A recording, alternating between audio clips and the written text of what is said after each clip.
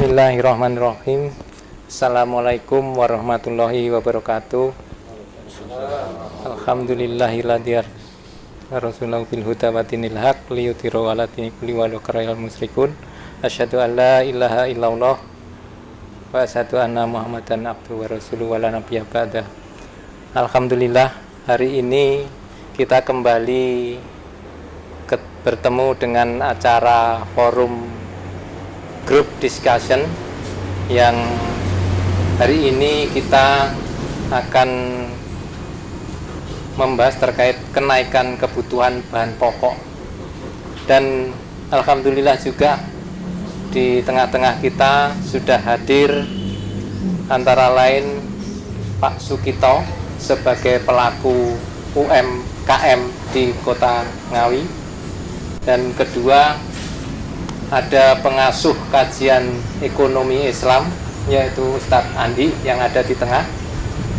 Terus yang berikutnya ada pengamat politik dan ekonomi Mas Agung yang sebelah kanan saya.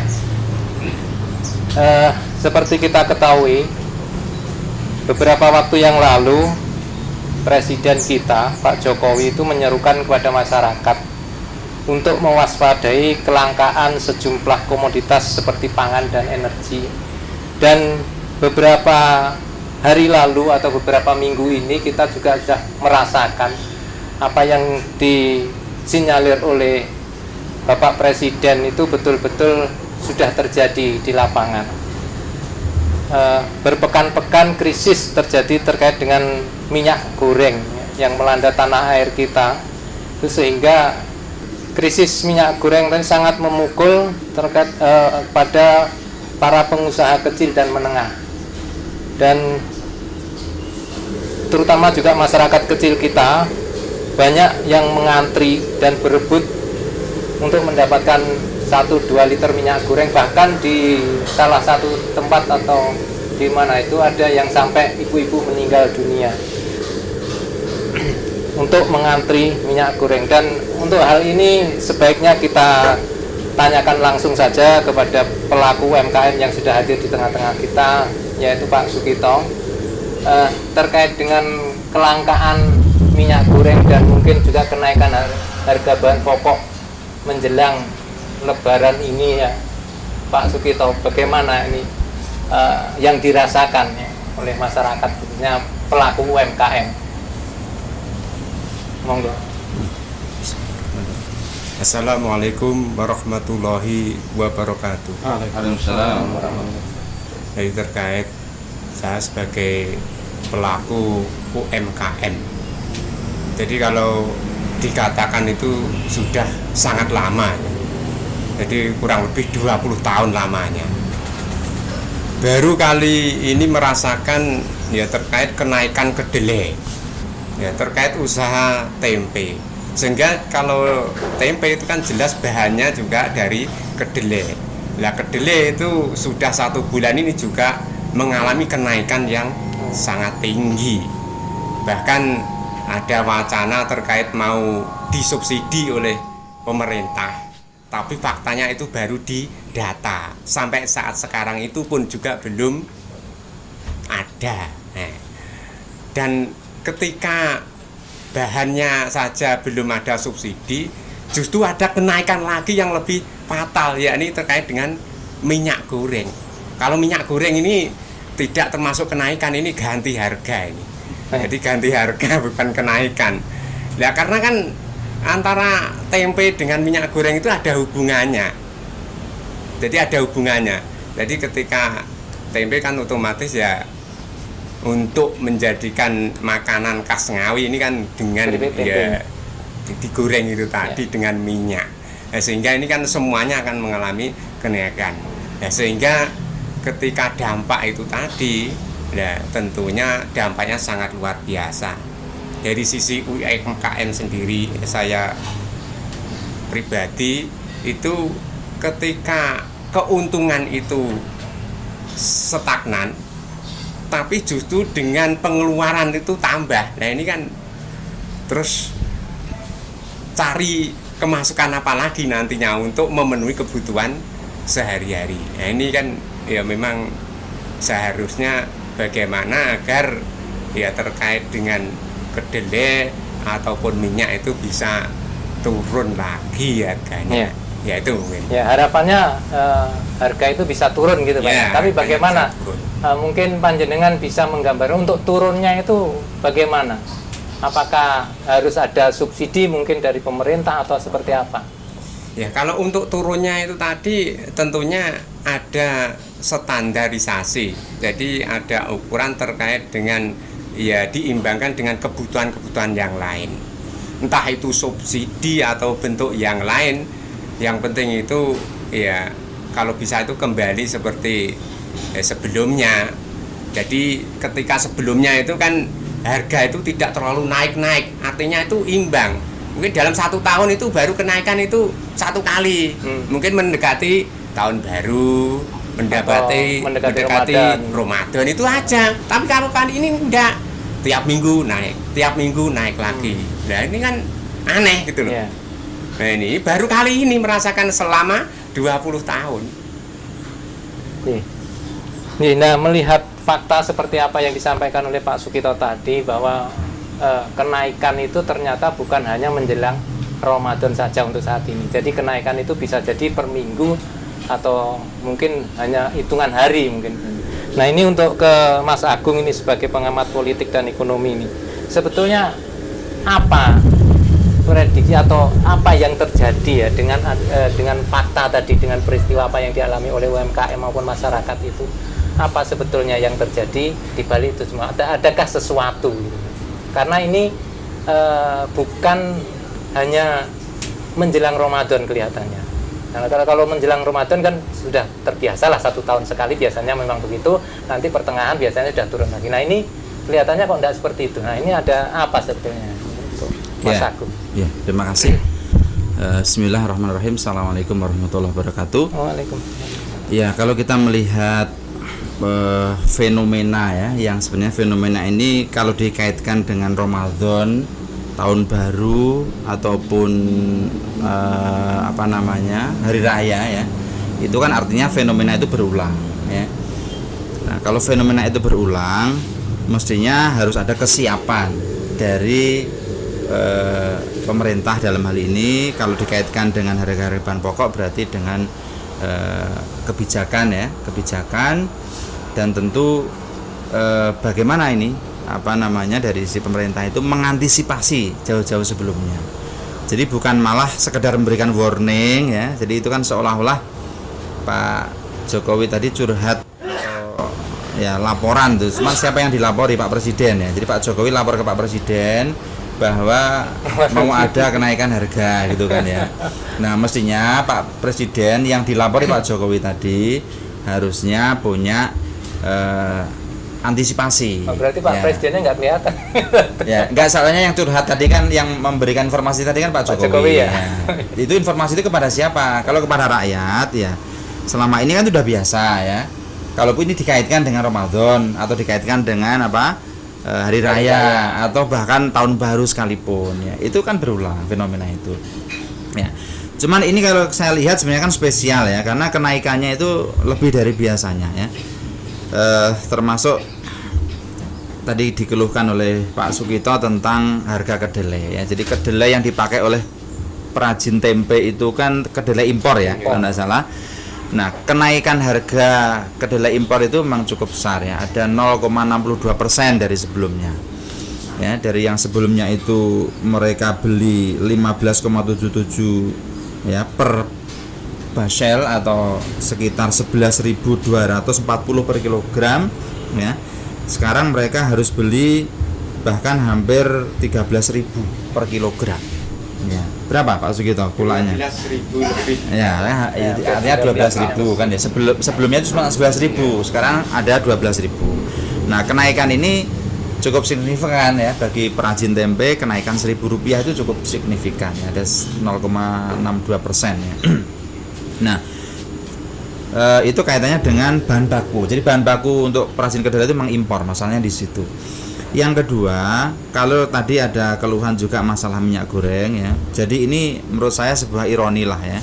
Kenapa? Karena kita itu Indonesia itu ya sejak tahun 2006 itu penghasil minyak sawit terbesar. Ya, penghasil minyak sawit terbesar. Jadi produksinya saja itu di tahun 2029 itu 43,5 juta ton. Ya. Itu. Jadi dan bahkan pemerintah itu kan sudah memberikan HGU ya kepada para petani sawit besar tentunya ya, yang mana total lahan pertanian yang seluruh Indonesia ini ya, ada di 26 provinsi itu ada 16,38 juta hektar yang itu menghasilkan di tahun ini 46,88 juta ton sawit ya. Itu. Nah, itu kemudian diproses menjadi sekitar 20,22 juta ton minyak mentah ya. Dan kebutuhan di dalam negeri kita itu sebenarnya kan cuma 5,07 juta ton saja. Ya. Kalau ini dikaitkan dengan hasil produksinya 46,88 juta ton, sedang kebutuhannya itu cuma 5,07 juta ton. Ini artinya kan berapa persen ini? 10% lah kurang lebih gitu ya. Nah sebenarnya dari sisi ini kan kita tahu dari Pak Memperindak pada waktu itu sudah meminta kepada para produsen sawit ya bahwa 20% ya dari hasil minyak sawit itu dijual ke dalam negeri. Ya, untuk produksi dalam negeri. Ya, artinya lebih dari cukup mestinya. Ya, kalau dihitung stok kan gitu. Ya, cuman masalahnya lagi karena ya konsep di negeri kita itu satu konsep swastanisasi ya. Dan itu memang tidak ada salahnya, memang boleh lah ya. Jadi silakan saja itu ada para kapitalis punya perusahaan yang besar ya menguasai, kalau tidak salah ya ada 4 produk produsen ya besar ya yang menguasai 46,5% sawit ya. Itu ada 4 produsen besar. Ya, artinya ini kan memang kapitalis ya, besar itu ya, yang diberi penguasaan. Bahkan mereka itu luar biasanya menguasai mulai hulu sampai ke hilir ya. Jadi mulai dari pertanian sawit, produksi CPO ya, atau istilahnya itu produksi pengolahan sawit ya, produksi minyak goreng ya. Jadi saya ulang, jadi pertanian sawit, kemudian produksi minyak goreng ya, sampai ke distribusinya ya. Itu di retail modern itu kan juga rata-rata adalah, kalau kita lihat siapa sih pemilik saham terbesar dari retail modern itu, mereka kan itu ya. Jadi mereka mulai menguasai hulu sampai ke hilir ya. Maaf Mas Agung, ini saya selah sedikit ya. Tadi kan dikatakan bahwa produksi dalam negeri kita itu bisa mencapai sampai 20 sekian juta ton, 20,22 dan pemakaiannya hanya 5,07 ya, ton. betul. Tapi kenapa minggu-minggu yang lalu, minggu-minggu ini setelah lewat inilah, minyak goreng dalam beberapa minggu yang lalu itu bisa langka, dan beberapa hari kok ada berita minyak goreng sudah ada lagi di rak-rak yang Maret itu penuh lagi gitu rak-rak. Ini ada apa sebetulnya? Padahal tadi kan dikatakan kebutuhan dalam negeri itu hanya 5,07% ya dari produksi kita yang bisa 20 lebih. Iya. Saya melihat yang pertama ya. Jadi ada kartel gitu. Ya, kartel terkait dengan produksi dan distribusi ya. Jadi produksi dan distribusi tentang minyak goreng. Yang mana mereka itu kan tetap ingin meraih keuntungan yang besar itu ya. Dan ketika perusahaan-perusahaan itu diminta ditetapkan HET ya 14.000, di situ tentu ada pengurangan keuntungan ya. Daripada apa? Daripada kalau minyak goreng itu dijual ke pasar internasional ya, atau diekspor istilahnya. Nah, maka saya lihat para kartel itu tentu tidak ingin keuntungan mereka menipis atau pas-pasan saja ya, di tengah penderitaan masyarakat yang harus beli atau harus mendapatkan minyak goreng dengan susah payah itu. Nah, maka saya lihat kelangkaannya itu pertama di situ. Jadi ada kartel terkait dengan produksi dan distribusi ya.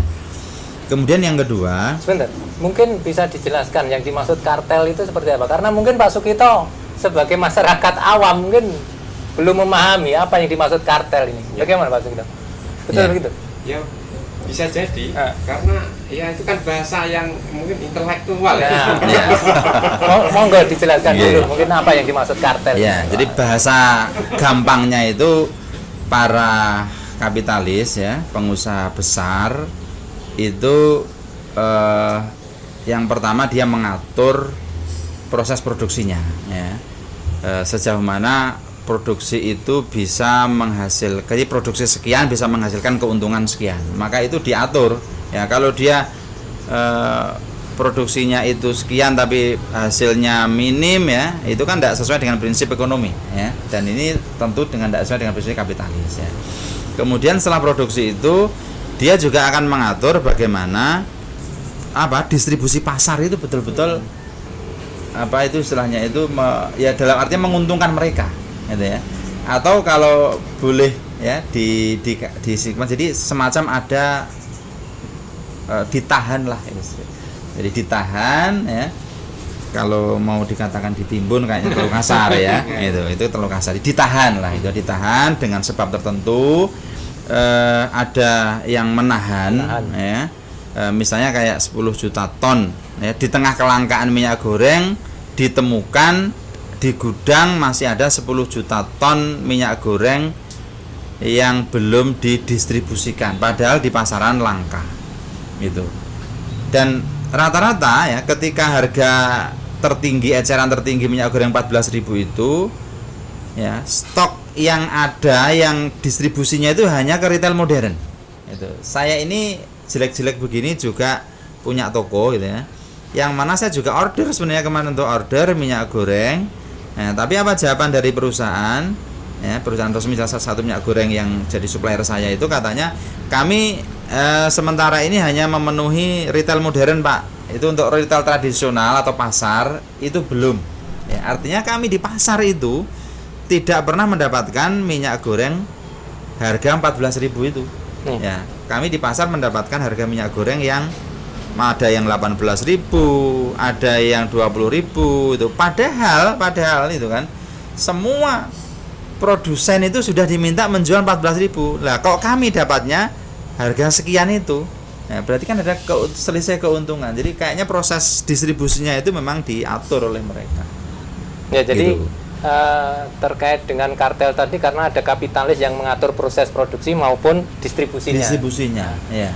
Mungkin ada selain kartel itu yang bermain atau mungkin ada? Ya, yang kedua ini juga salah urus dari pemerintah sendiri menurut saya. Yang pertama, di tengah kelangkaan minyak goreng ya itu ada izin ekspor ya, izin ekspor. Dan kemudian informasi dari Deperindak terjadi kebocoran ya, ada 415 juta minyak goreng yang disubsidi istilahnya ya, atau diberi HET 14.000 itu ikut dijual di pasar internasional atau diekspor.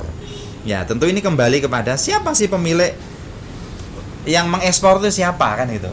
Selama ini sudah diketahui siapa eksportirnya. Kemudian kalau terjadi kebocoran 415 juta ini, kenapa tidak ada penindakan kepada mereka ya? Pasti eksporternya bukan UMKM ya. Ya tentu ya, apalagi emak-emak yang antri itu kan dia tidak mungkin ya. Jadi permasalahan di minyak goreng, kelangkaan minyak goreng tadi ada di satu tentang kapitalis yang menguasai proses produksi dan distribusi ya, yang kedua adanya ekspor minyak goreng yang dilakukan juga oleh mereka. Ya. Dan mungkin ada lagi Mas Agung. Ya, jadi di tengah kelangkaan minyak goreng ini juga adanya izin tentang biodiesel ya, di mana pemerintah dalam hal ini Pertamina yang mengolah ya, jadi energi alternatif. Jadi kebutuhan energi alternatif ya sekitar 732.000 ton untuk bahan baku energi alternatif ya. Cuman masalahnya pemerintah dalam hal ini Pertamina yaitu membeli harga CPO itu dengan harga internasional. Ya, tentu ini akan lebih menggiurkan ya daripada CPO itu dijual ke produsen minyak goreng yang itu dipatok kalau tidak salah 9.000 sekian ya. Kemudian dijual ke Pertamina untuk bahan baku energi alternatif dalam hal ini biodiesel itu lebih tinggi harganya, tentu perusahaan milih mana? Ya, tentu milih dijual ke Pertamina. Ya, jadi atau dengan harga itu, dan sebagiannya itu kan 80%-nya yang diizinkan oleh pemerintah dijual ke pasar internasional, dan itu terjadi kebocoran. Ya, jadi memang sistem kapitalis itu kan mereka rata-rata tamak ya. Jadi tidak sudah diberi sekian ya dia minta sekian ya. Dan itu sifat manusia lah, diberi satu gunung emas dia akan minta gunung emas yang lain. Jadi saya pikir itu ya, jadi adanya di produksi minyak itu tidak masalah itu, adanya jualan minyak goreng oleh para pengusaha juga tidak masalah, cuman masalahnya kartelnya ini yang menjadikan barang itu langka, kemudian distribusinya juga di pasar-pasar tertentu ya, tidak sampai ke pasar tradisional. Ini menyusahkan rakyat kecil. Termasuk ekspor minyak gorengnya tadi. Ya, diizinkannya ekspor minyak goreng di tengah kelangkaan barang di dalam. Ya, baik. Ini menarik sekali sebetulnya kalau kita mau membahas terkait juga tadi disebutkan terkait apa kata kapitalis ini. Sebetulnya panjang lagi nanti ini urusannya kalau kita bicara. Tapi sebelum itu mungkin saya kembalikan kepada Pak Sukito sebagai pelaku UMKM ya. Ada tuduhan yang menarik ini dari pemerintah, ini panic buying gitu ya. Dari yang dilakukan oleh emak-emak maupun mungkin bisa jadi pelaku UMKM bahwa mereka itu yang menimbun minyak goreng ini. Bagaimana, tidak ada tuduhan seperti itu Pak Sukito sebagai pelaku UMKM langsung? Ya, kalau tuduhan itu sebenarnya tidak masuk di akal. Karena kan emak-emak itu wajar ya ketika mereka beli mungkin 1 liter sampai 10 liter itu wajar. Termasuk 1 dus itu juga masih wajar itu. Dan terkecuali kalau ketika itu tidak jualan tapi di situ ada 1 ton lebih, nah itu lain kan lagi kalau seperti itu. Jadi tuduhan ini tidak masuk akal ini, atau hanya untuk mengalihkan saja begitu. Kalau saya sendiri itu justru kekurangan, kok tidak ada barang di rumah itu. Kok dituduh seperti itu, kan fitnah itu namanya, kejam itu. Ya seperti itu tadi sebetulnya yang disuarakan oleh pelaku UMKM ini ya. Dan tadi sudah disampaikan oleh Mas Agung ya terkait permasalahan kelangkaan minyak goreng maupun apa tadi sudah disentil sedikit juga terkait kenaikan bahan baku yang lainnya termasuk juga kedelai. Nah, ini sekarang saya sampai ke Ustadz Andi ini sebagai pengasuh kajian ekonomi Islam.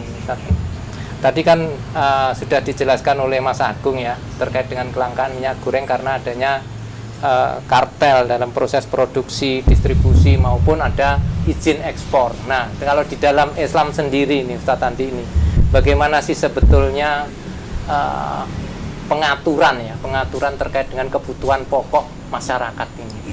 Monggo. Bismillahirrahmanirrahim. Assalamualaikum warahmatullahi wabarakatuh. Alhamdulillah ya, memang ini satu kondisi yang menarik ya. Kita hidup di kondisi yang tidak ideal. Kita hidup di kondisi yang Islam tidak diterapkan. Dalam Islam menjadi kewajiban bagi seorang penguasa, ya, seorang pemimpin untuk memberikan jaminan kepada rakyatnya. Ada 6 hal yang butuh dijamin oleh pemerintah, oleh pemimpin kepada rakyatnya. Ada 3 hal yang perlu dijamin langsung, yaitu jaminan akan pendidikan, kesehatan, dan jaminan keamanan. Yang kedua adalah jaminan yang tidak langsung, juga ada 3, yaitu jaminan sandang, pangan, dan papan.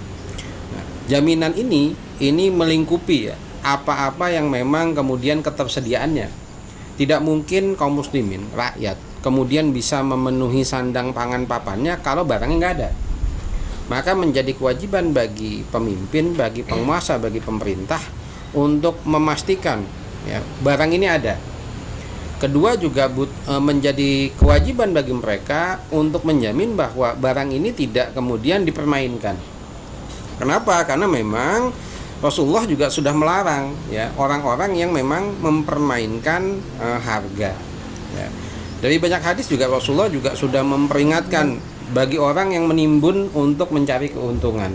Ya, maka Rasulullah doakan kepada mereka untuk ditimpa penyakit atau ditimpa keburukan. Nah, ada satu tuduhan yang terus terang tadi menarik ya. Jadi ada tuduhan yang kemudian menyamakan antara menimbun dengan stok terkait dengan panic buying tadi. Ya, jadi itu sebenarnya dua hal yang berbeda ya. Jadi dalam Islam itu membedakan mana yang disebut menimbun dan mana yang disebut stok. Ya. Dalam hadis-hadis yang diriwayatkan oleh Imam Bukhari Muslim ya, tentunya hadis sahih, Rasulullah itu punya juga kebiasaan ya. Orang-orang Arab itu juga punya kebiasaan untuk stok bahan makanan. Bahkan Rasulullah sendiri terbiasa stok bahan makanan 1 tahun. Kayaknya di kita nggak ada ya, nggak umum ya orang stok bahan makanan 1 tahun. Tapi untuk orang Arab itu satu yang umum, gitu ya. Kenapa? Karena memang di sana bukan wilayah yang agraris, sulit. Kalau tiap hari harus cari sayur jauh, tiap hari harus cari gandum juga repot, gitu ya. Jadi umum ketika stok. Nah, bedanya dengan menimbun apa? Menimbun adalah tindakan mengumpulkan bahan makanan. Banyaknya tidak ditentukan, tapi memang diniatkan ditahan untuk mencari keuntungan. Nah, yang seperti inilah yang kemudian dilarang. Sedangkan stok itu untuk pakai sendiri, sehingga logis, gitu kan? Yang namanya orang nyetok bisa terukur. Kalaupun orang stok 1 ton tapi untuk dipakai sendiri, insya Allah nggak akan mengganggu pasar. Kenapa? Karena memang tidak diniatkan untuk merusak harga pasar. Ya. Yang jadi masalah nyimpen 100 kilo sengaja disimpan menunggu harganya naik. Itu jadi masalah kan begitu ya. Nah, ini yang kemudian dilarang. Bahkan pada masa setelahnya itu zaman Umar bin Khattab bahkan pernah mengusir seorang pedagang yang ketahuan melakukan tindakan curang di pasar, mengatur harga, mengontrol harga, kurang lebih tadi seperti kartel. Ya, itu bahkan oleh Sayyidina Umar bin Khattab radhiyallahu anhu itu diusir. Disuruh pergi jauh-jauh dari negeri kaum muslimin. Ya. Nah, itu bahkan sampai sejauh itu ya tindakan penguasa, tindakan pemerintah yang ketika itu dipimpin oleh Umar bin Khattab menghadapi yang namanya kartel. Oleh karena itu Umar bin Khattab itu begitu tegas ya. Pemerintah di zaman itu begitu tegas menghadapi orang-orang yang memang melakukan tindakan kartel tadi, mencoba untuk mengatur harga, menimbun harga. Nah, ketika ini dilakukan dalam Islam jelas yang namanya menimbun harga nggak boleh, mengatur harga nggak boleh, bahkan pelakunya sampai diusir. Insya Allah mudah-mudahan apa yang sekarang ini terjadi di negeri kita kalau diberlakukan dengan cara seperti apa yang dicontohkan Rasulullah dan Umar bin Khattab itu nggak akan terjadi. Tapi maaf Ustaz ya, tadi dikatakan bahwa Umar itu sangat tegas. Ya. Ini bukan masalah ketegasan individu ini. Apakah ini satu ketegasan individu atau hanya sistem? Iya. Jadi kembali lagi Umar bin Khattab ketika itu posisinya adalah sebagai khalifatul kaum muslimin, atau disebutnya itu adalah Amirul Mukminin ketika itu. Artinya Umar bin Khattab bertindak sebagai seorang penguasa yang memiliki kewenangan. Ya. Jadi tidak bisa kemudian individu melakukan pengusiran terhadap individu lain. Ini adalah persaingan dagang, gitu ya. Sedangkan apa yang dilakukan oleh Umar bin Khattab adalah penilaiannya sebagai pejabat negara, yaitu sebagai pemimpin kaum muslimin. Nah, seperti itulah pemimpin yang seharusnya ketika melihat adanya tindakan-tindakan kezaliman yang ada di masyarakat, bagaimana dia berusaha dengan kekuatannya untuk menghilangkan kezaliman tersebut. Jadi kalau di dalam Islam itu kemungkinan untuk terjadi kapitalisasi atau tadi terjadi pengumpulan dalam beberapa orang yang bisa mengatur proses produksi, distribusi dan sebagainya itu tidak mungkin terjadi. Dalam Islam jelas diharamkan, dan seharusnya pemimpin dalam Islam itu tegas menghadapi hal tersebut, sehingga memang ketika Islam diterapkan bisa dibilang hampir mustahil hal itu terjadi. Ya. Terima kasih Ustadz Andi terkait dengan apa yang sudah disampaikan ya, terkait dengan permasalahan kelangkaan bahan pokok ini terutama minyak goreng.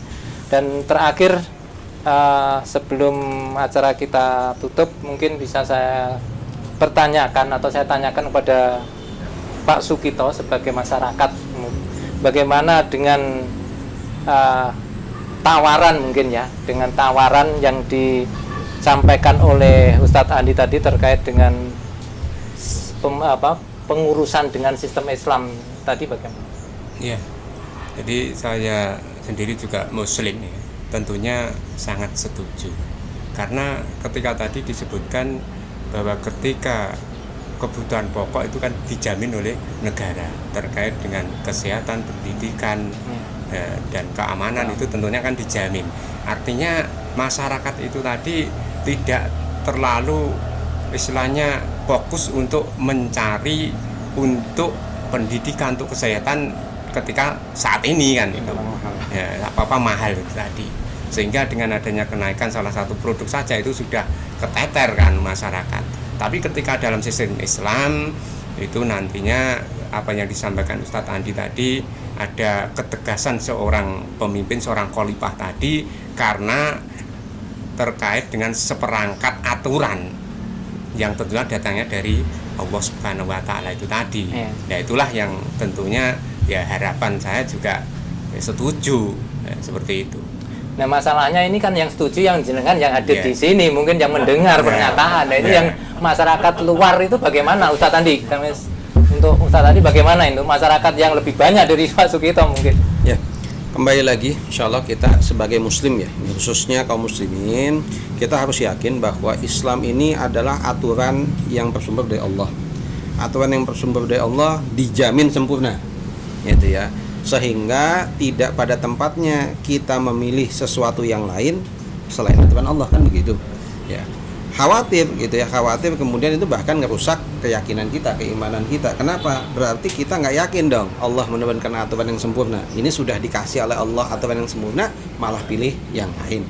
Dikasih yang jelas baik, yang sudah terjamin baik, kok malah milih yang nggak jelas gitu ya. Mudah-mudahan dengan kita terus menguatkan keimanan kita, semakin meyakini bahwa apa yang Allah turunkan pasti baik ya, insya Allah itu akan menjadi pintu membuka kita untuk menerima apapun yang Allah perintahkan buat kita semua.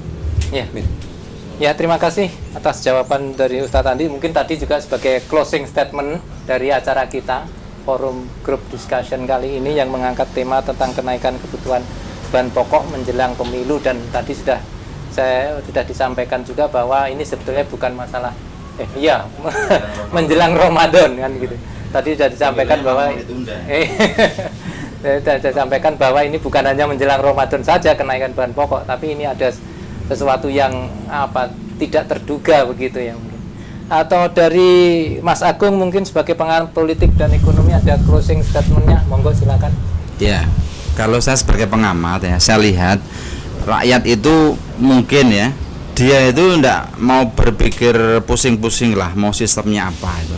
Asalkan bahan pokok itu bagi mereka itu tersedia, murah ya, dia bisa mendapatkannya dengan harga yang murah itu ya. Cuman memang pengalaman selama ini kalau dengan sistem kapitalis ya, itu harga itu fluktuatif ya, fluktuatif. Jadi belum nanti kalau ada kartel, bahkan ini ada permainan politik ya. Jadi bayangkan ada berita di tengah kelangkaan gimana partai politik jadi penjual minyak goreng ya di mana-mana, atau pahlawan ya yang mencukupi kebutuhan minyak goreng ya. Sedangkan di pasar tradisional itu minyak goreng tidak ada, tapi pengurus partai politik itu punya stok. Nah, ini kan luar biasa.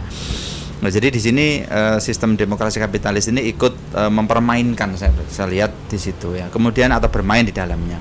Untuk apa ya? Tentu untuk kepentingan golongan mereka. Nah, berbeda kalau tadi saya lihat dari konsep yang disampaikan Ustadz Andi tadi. Jadi secara sistem memang luar biasa. Jadi Islam itu saya akui, dan barangkali insya Allah itu akan bisa stabil. Ya, jadi kalau dalam sistem kapitalis, demokrasi kapitalis ya, atau ekonomi liberal itu bisa fluktuatifnya itu sangat kerasa banget gitu. Apalagi inflasinya juga begitu rupa ya. Tapi kalau dalam sistem Islam selama ini Ya, saya pernah juga dengar tentang konsep mata uang yang inflasinya itu hampir dikatakan 0% ya, mata uang sistem berbasis emas dan perak. Ya, kemudian sehingga itu barang-barang bisa terjangkau harganya ya, enggak fluktuatif, dan secara konsep tadi kan luar biasa. Jadi ada sistem yang fix ya, kemudian kemauan dari penguasa yang tegas, misalnya tadi membatasi atau melarang ekspor, itu kan kebijakan penguasa.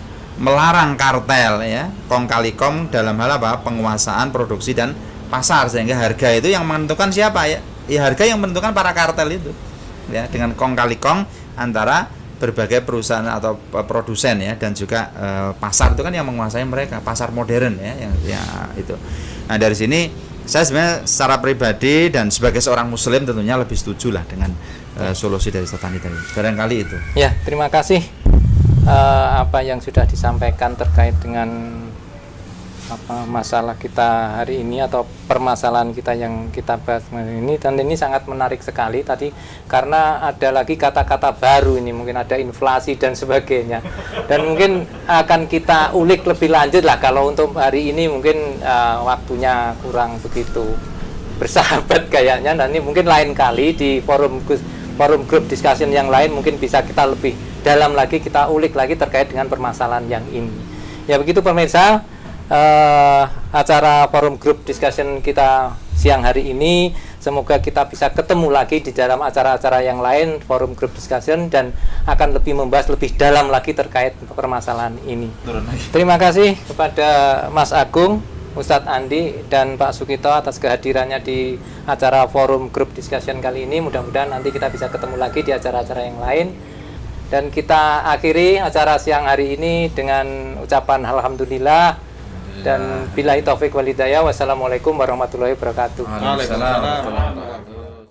Alhamdulillah, hari ini telah terselenggara forum group discussion yang diselenggarakan oleh Forum Tokoh Peduli Umat Madiun Raya. Semoga kita bisa ketemu di forum group discussion yang dengan tema yang lain atau dengan tema yang berbeda di lain kesempatan. Terima kasih. Wassalamualaikum warahmatullahi wabarakatuh.